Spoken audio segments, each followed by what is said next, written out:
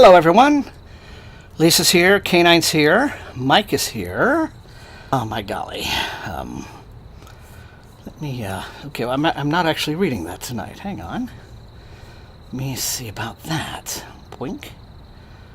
Main camera. Tonight I'm actually going back to that one, yes, because I'm not fully finished with that. Hi everyone, as soon as you can see and hear me, let me know.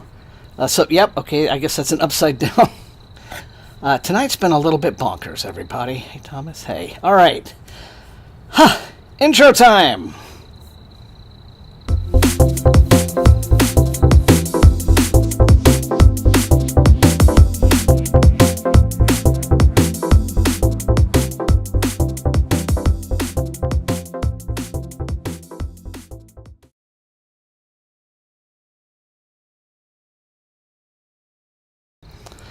Hey everyone, how's it going?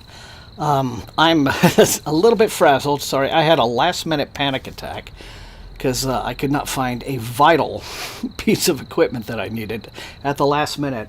I was hoping tonight would be another very calm setup, but it didn't turn out that way. That's okay, I mean sometimes it happens, sometimes it's a calm. Uh-oh, what's happening? What is happening? You piece of F.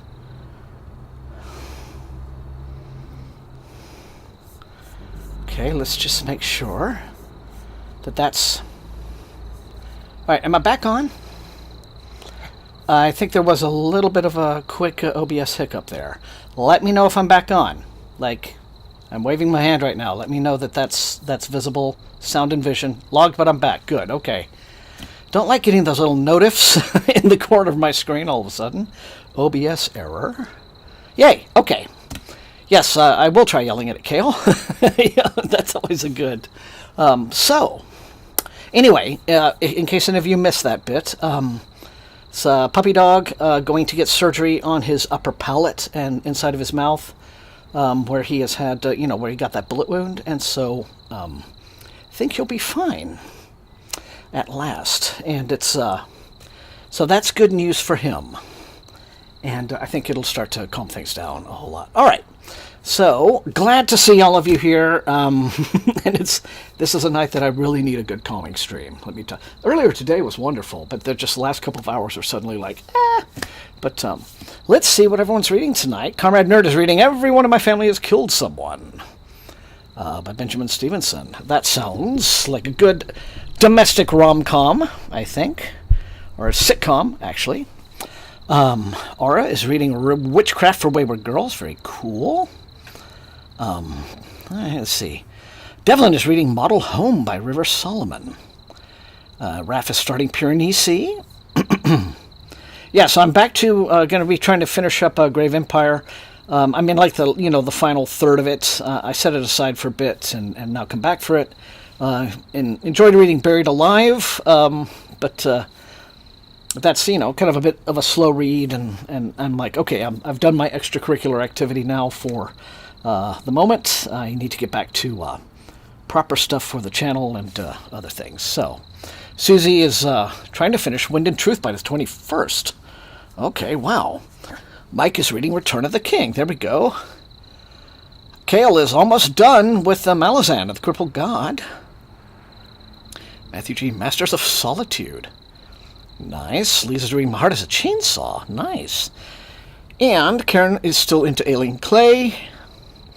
Kelswitch is reading Bikes Not Rockets, which would be a very innovative way to get to space, I have to say. And Canine, finally got out of your reading slump. Very proud of you. Very nice. Good news. Always good to hear good news. Okay.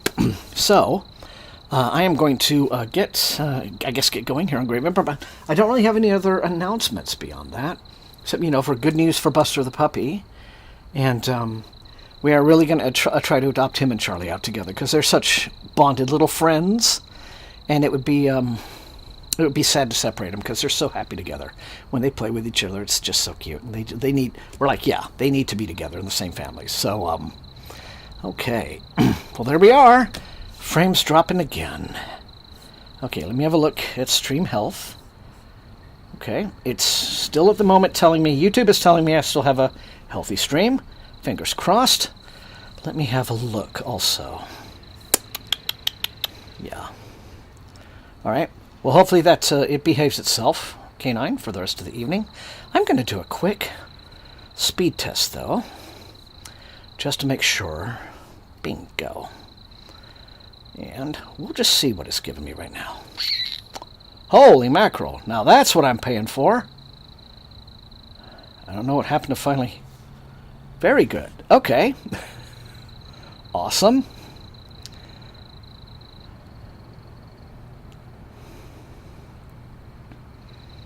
Okay, so speed test is telling me I'm getting 940 megs down and 49.5 up. So, I do not expect anything other than a very smooth stream tonight, my beloved ISP, so please work for me here, work with me. Okay, so there's our concurrent viewers, let's see, viewer activity, analytics, all as well. Good. Alright, well anyway, just being able to sit here and talk for a few minutes has soothed many things, some craziness. So my book's way over there. Here's the thing. First thing, I know this is not going to make for super exciting television, but I really would. I had to, like, bust a move just to get the tea lights up. After this crazy 15 minutes wasted spending, like, looking for one part. So I know I need to do redundancy on that part. I'm going to order myself some more, but... So first, I'm going to go ahead and start the clock so that reading time can start. Why not? But I'm just going to stand up a bit and light the tea lights, because we need to have that pretty stuff in the evening. So, let's see. Online timer, bing. 45 minutes. Okay, we got 45 minutes and counting for session 1. I don't know, I'd say, like, however... Okay, yeah, I'm seeing a little bit of framiness. Or maybe that's just... Oh, that's just on YouTube itself. OBS looks good. Alright. So, Angela.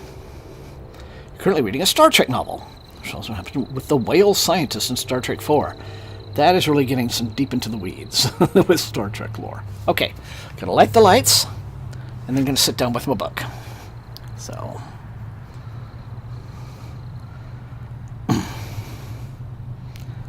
K9, you have a cat on your lap.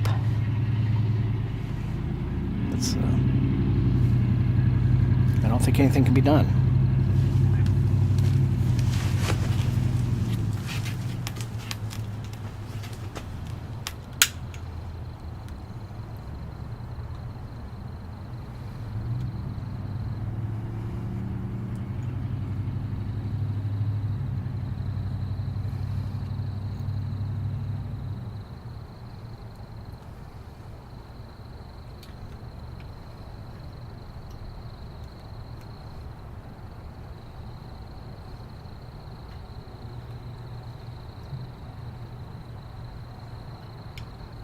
Golly, come on. Sometimes these tea lights put the wax coating on the wick so thick, it's like, whenever, little candle, whenever.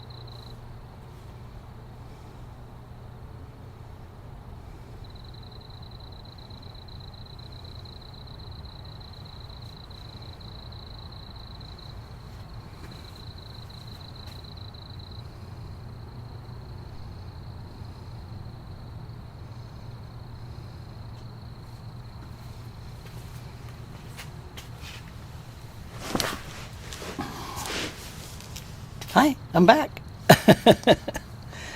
Okay.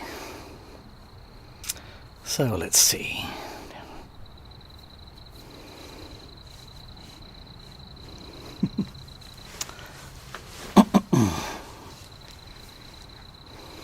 Okay.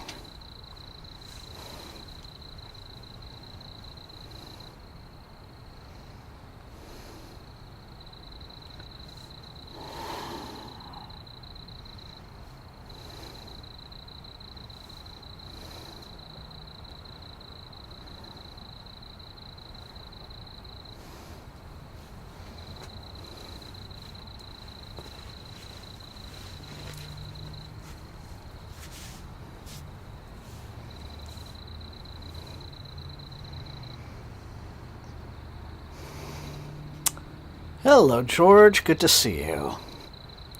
Very good to see you indeed. Yes. Well, thank you, K9. Well, you know, the first night that we haven't had crazy winds, so... I mean... And you gotta have the tea lights with the train. It's the combination. Hi, BW.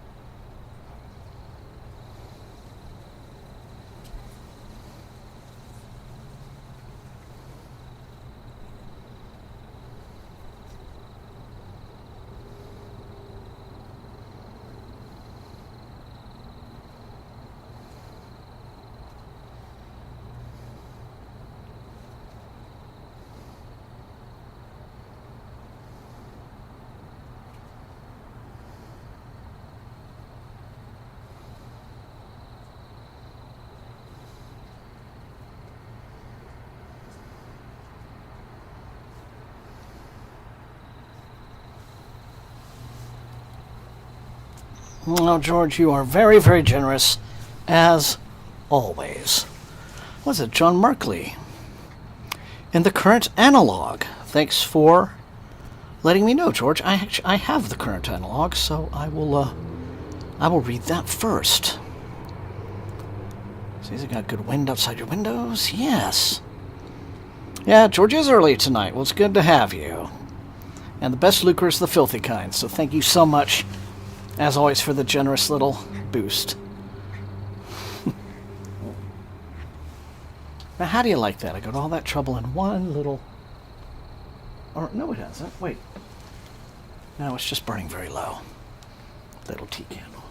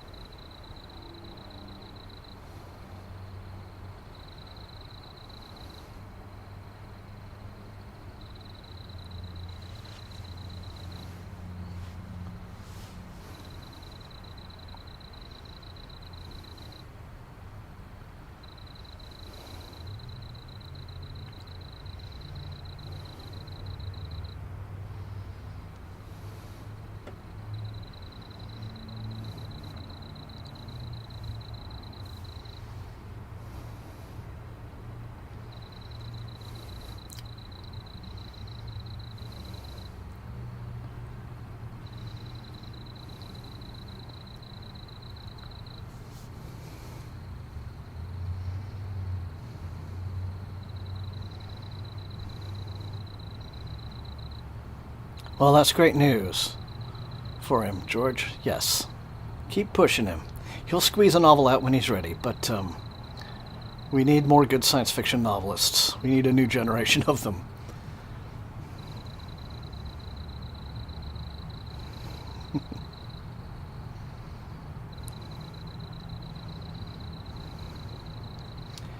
Hey, Canine, a penny saved, as Ben Franklin said.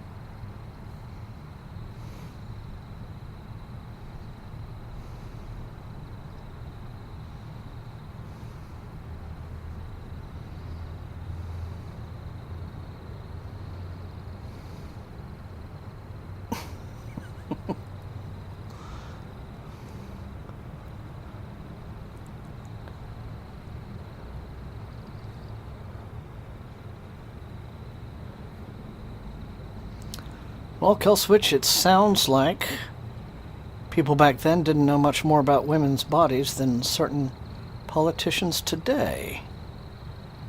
But that's wild. I mean, it sounds funny, and it is funny, but good grief.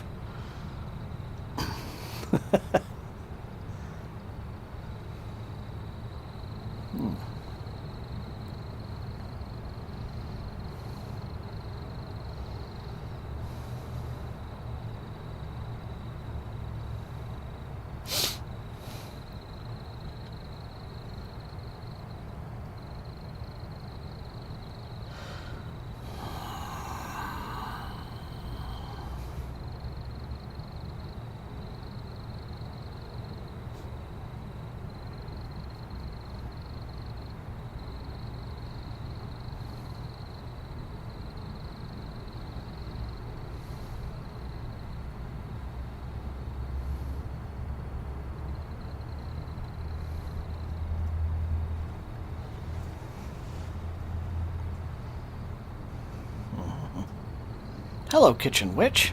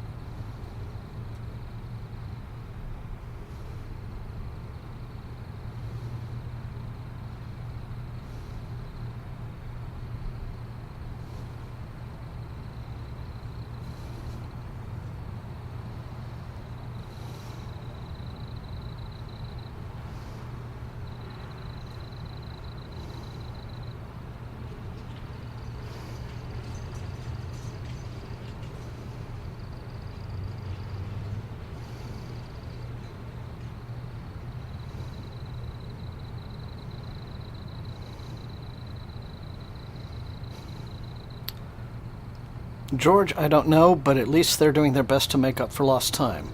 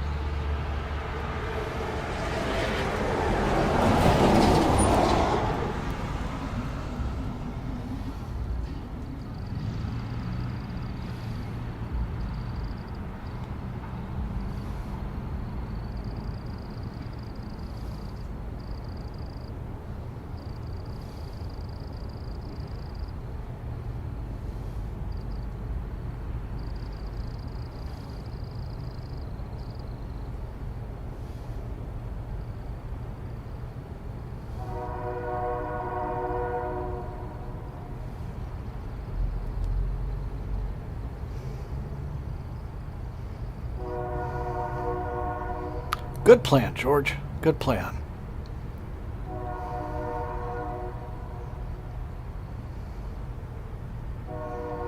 No, it was loud.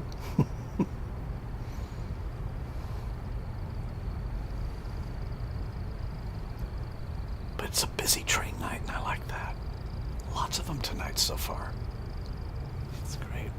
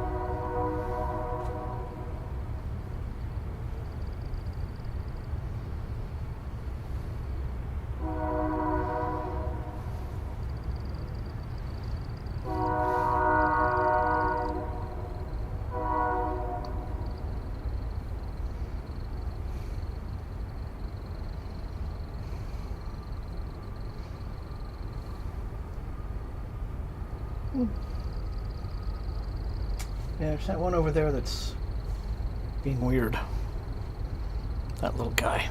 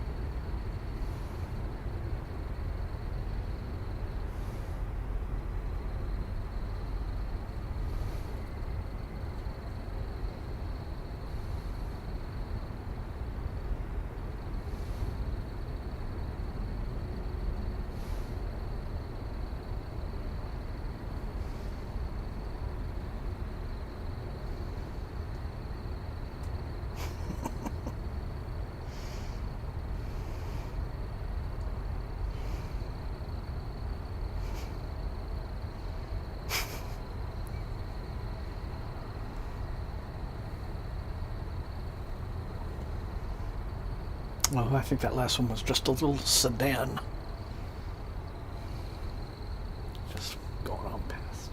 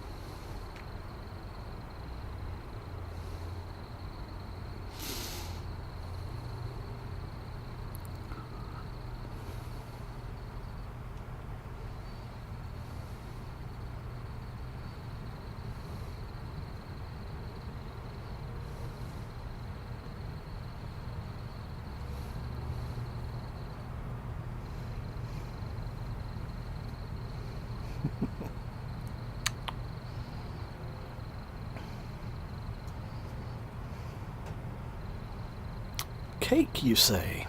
I'm good for cake. Bring on the cake.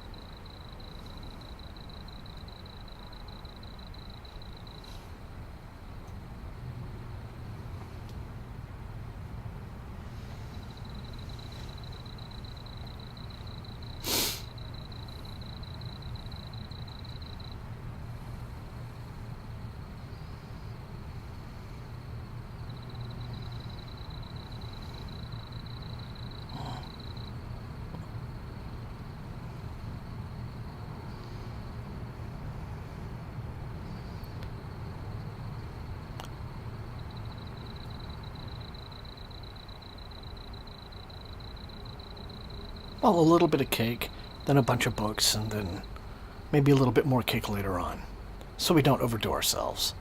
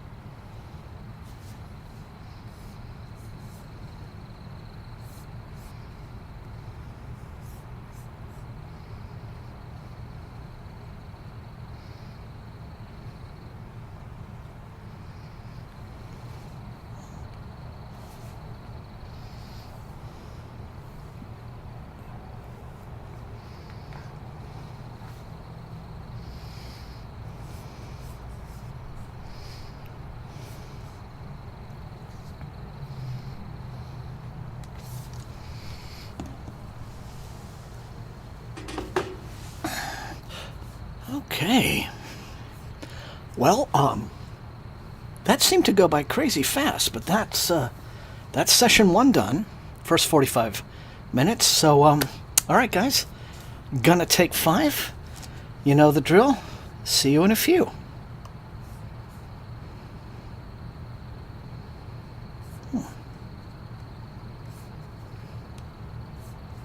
Wait a minute.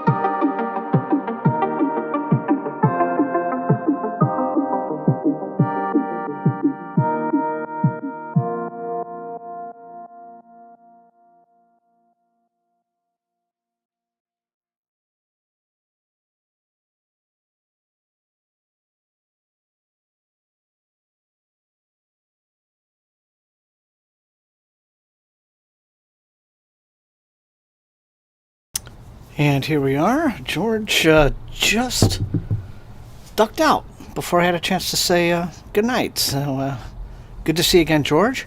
Enjoy the game stream. Hello again, everyone. We are back. Yeah, let's see. So, just catching up on everyone. We're talking about Lovecraft. Horror fantasist, I think, is a good way to sum him up. Although there are, kind of perhaps not super scientific, but certainly sci-fi elements in what he created, because like Cthulhu and all of his elder gods, as it were, were really they were extraterrestrials. Strictly speaking. I mean, they were just these ghastly beings from other worlds and other dimensions, and so there was a sci-fi-ish, not science fictional, but sci-fi-ish, kind of pulp sci-fi element to that. But anyway, yeah, so here we are back, and it is a very calm night. I just ran in to get a tiny little hoodie. It is not cold, but,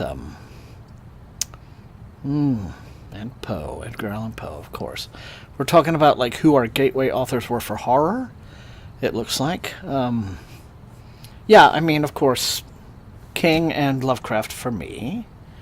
And then I tried to move on and discover some others. I came to Edgar Allan Poe a little bit later. Yeah, I did. There's always, like, one nuisance little candle who's, just trying to make trouble for all the other candles and be a bad example for the other candles. So, sometimes you just got to be like,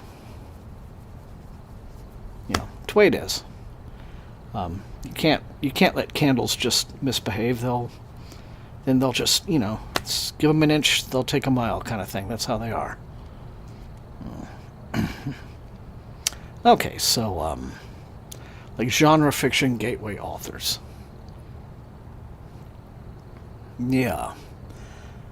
It's a whole new batch of people today than, when I was a kid, obviously. But that's good.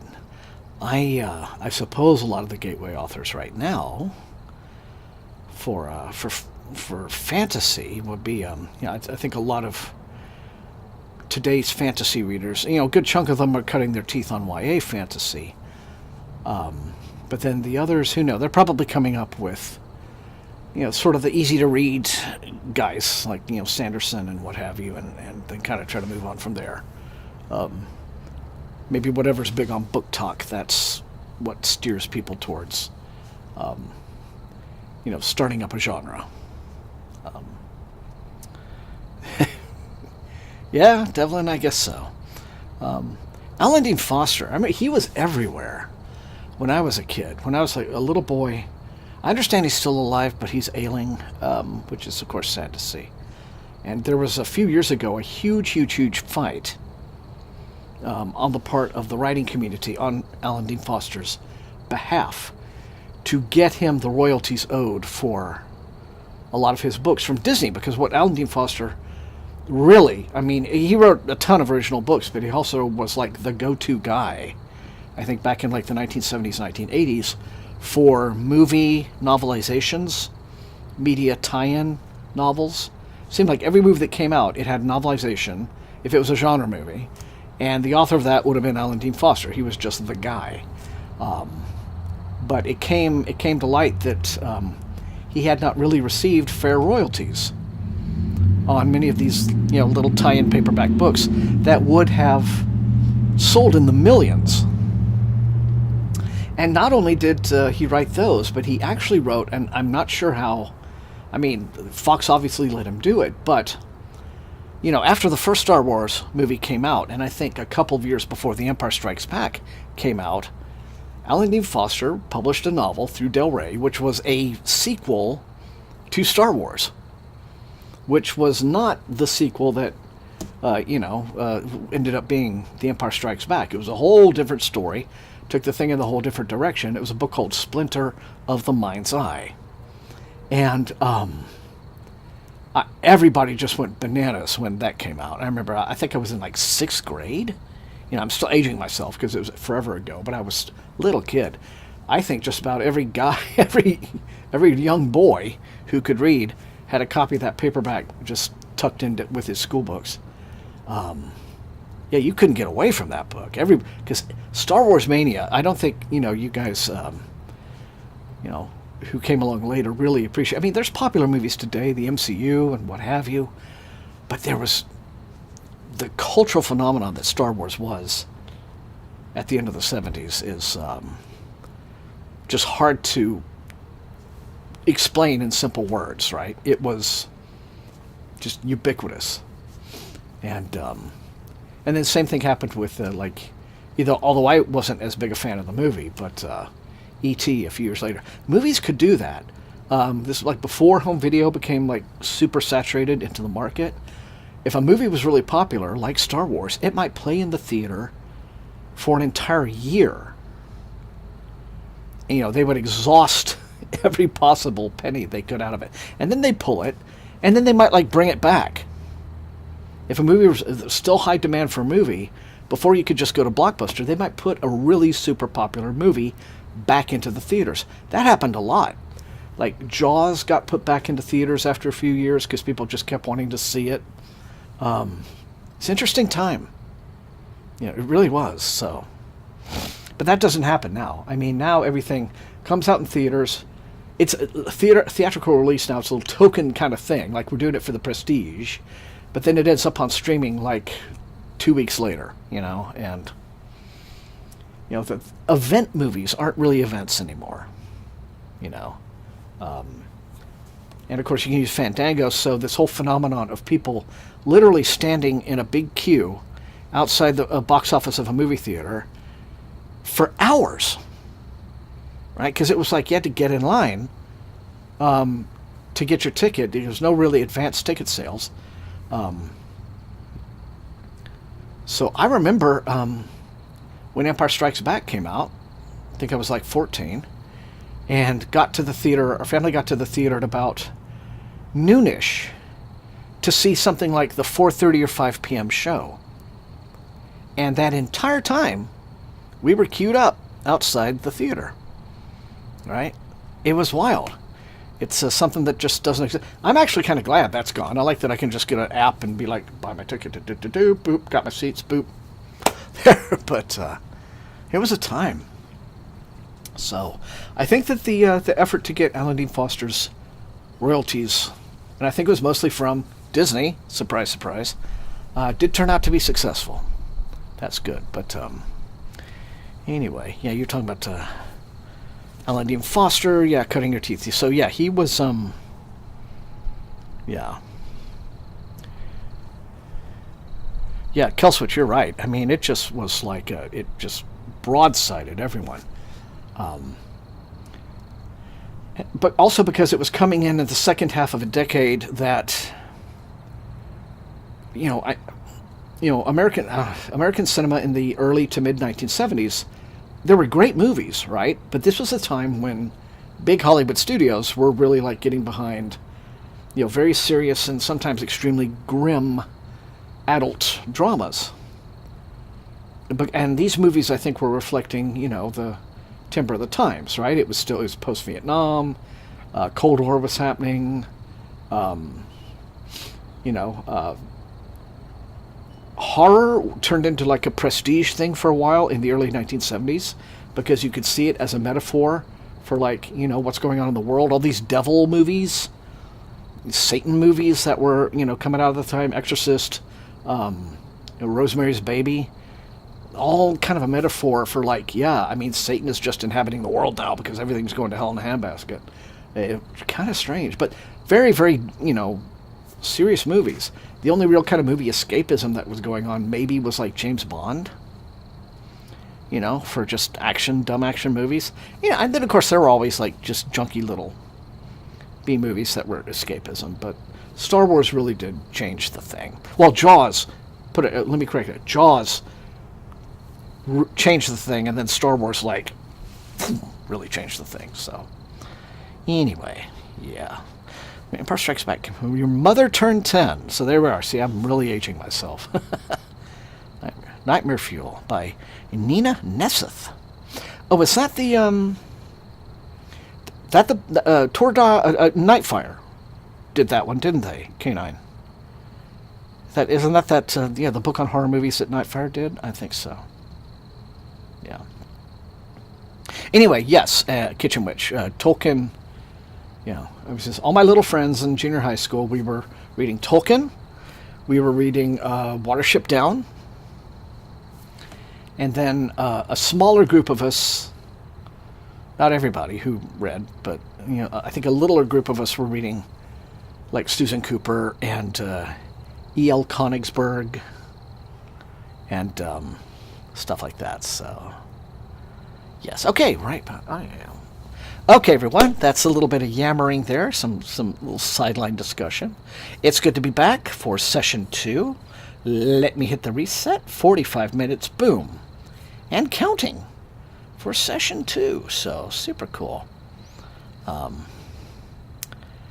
As always, it's wonderful to be back. Let's see what we got. Susie, older siblings to Star Wars when you were 6. Lit a spark in me and guided my interest for my entire life. Yeah. Oh, okay.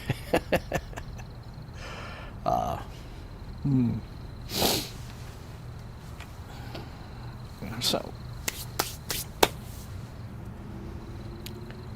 Yeah, and of course, yeah, Star Wars was a leap forward also in many ways, just like it's a technical aspects of cinema, right? They were the most realistic visual effects, like for space stuff. And when I go to say realistic, I mean it's like you could look at that and really like not see the seams and the wires, right? It was very, very smooth, and that was so it took it up, several notches, and so just made the immersion incredible. Lloyd Alexander. I kind of came to Lloyd Alexander a lot later, although I know those are like super popular kids' books. But I remember reading, non-genre stuff is From the Mixed Up Files of Mrs. Basilie Frankweiler. That was a crazy popular kids' book when I was a kid. These two children who, discover the love of libraries, put it that way. So, yeah. Being a kid was always like weird times, but the good times, you remember the good times, and that's fun. So, let's see. Okay. All right. Onward.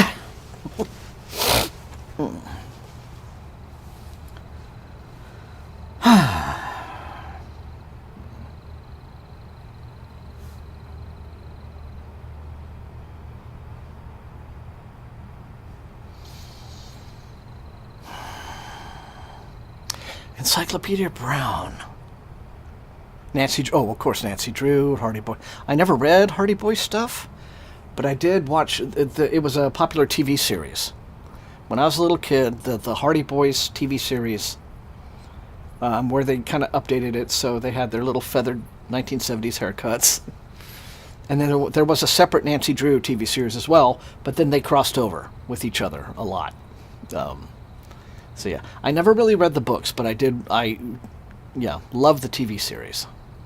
Harriet the Spy, I knew of, wasn't really one I read. Yeah. Oh yeah, Watership Down. I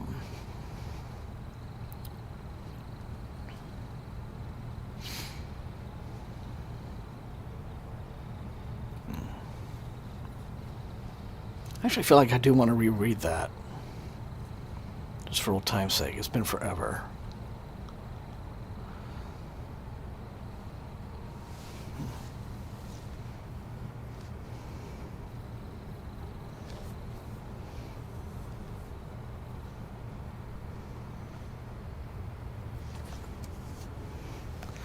Narnia. Okay. I think when I was a kid I read The Lion, the Witch, but I didn't read like all the Narnia well, no, that's not true. I think I read The Silver Chair when I was a little boy, but not the whole series. I didn't actually read the whole series till I was an adult, and I could kind of see the problematic bits more. But my mouse just thought it was nuts. Yeah, it's pretty grimdark.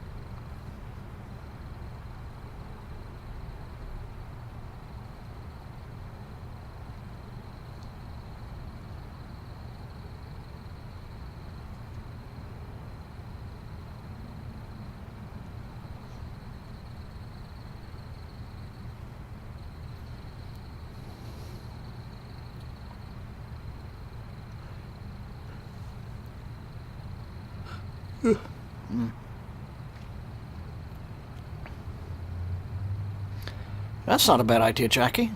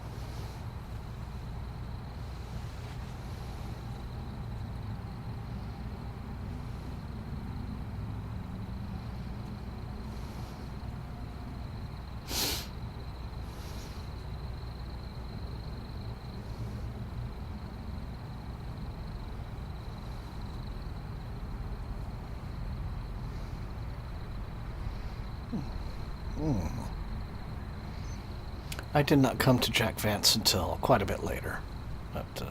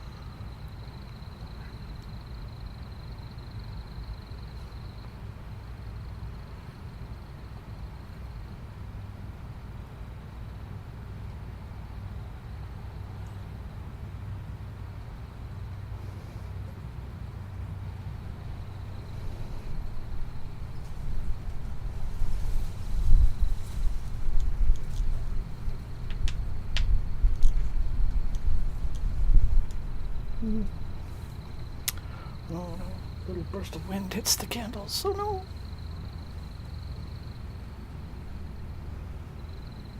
I didn't get too many of them.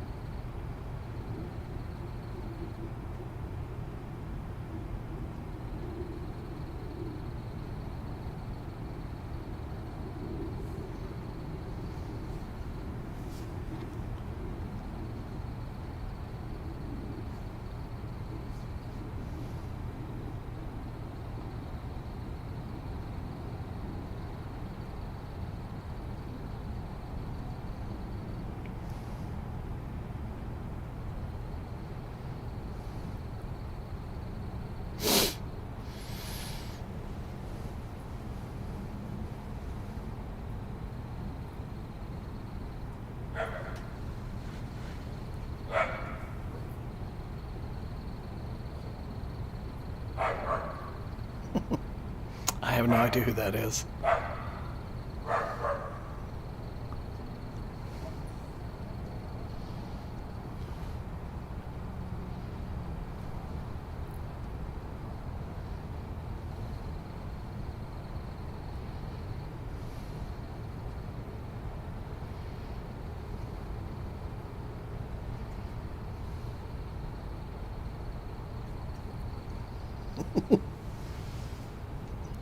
Oh, I like that little puppy emoji, Devlin. I don't think I've ever seen that one. Like an entire little puppy sitting down. I've only ever seen the face ones. Shows you how behind the times I am.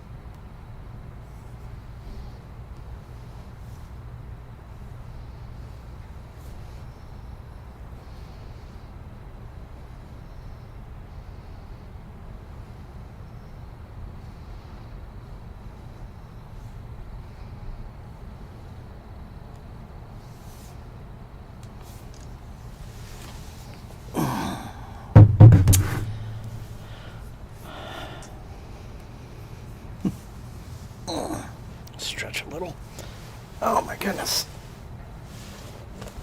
Sometimes I twist myself in my chair a little too much and get a little bit of a pinch in my side. But, all right. My lovely SFF180 fan, that is it. That's 45 minutes for session 2. And I hope it has been a... right there towards the end, it got very quiet, very peaceful. And I hope it's been a peaceful evening reading and hanging out for you guys as well. It's always wonderful to see you on a Thursday night, as I always say. So, with Puppy going in for surgery and a little bit less craziness around the house, I'm looking forward to a weekend of some good editing coming in. So, you know, maybe some stuff is going to happen on the channel at long last next week. I haven't talked to Matt Olson in forever, and I need to send him some thumbnail commissions because it's time. But anyway, yeah, it is the time, K9. So, Devlin, I'm glad it was a great night for you. Mike, Susie, Angela, Kitchen Witch, everybody, all of you who have shown up tonight. As always, it's 30... Oh, good. Good, productive reading there, Angela. Very nice. All right, so... Well, thank you, Devlin, and everyone else for always coming to the Hangout and sharing this time with me. All right, so going to go ahead and until I see all of you next time, snap, snap. Please stay safe and healthy, all of you. And until I see you next time.